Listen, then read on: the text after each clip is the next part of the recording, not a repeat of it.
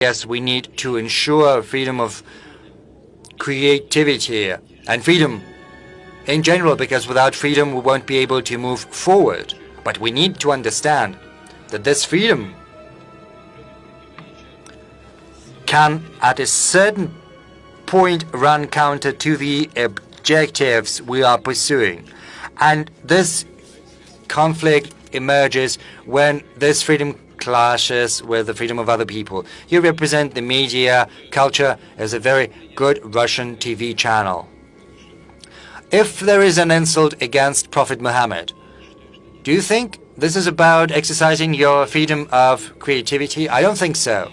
I think it's an infringement of the freedom of religion. This is also an insult to the sacred feelings of people who profess Islam.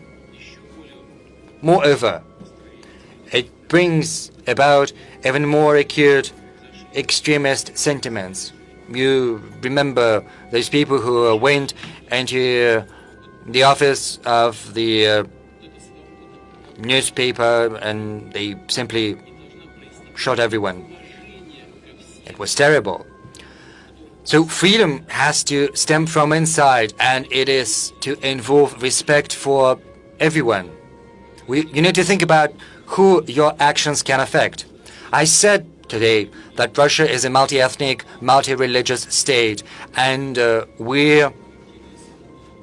have it in our blood to treat the traditions and one another in general with great respect. And this is a very good groundwork that allows Russia to exist as a multinational, multi-ethnic state.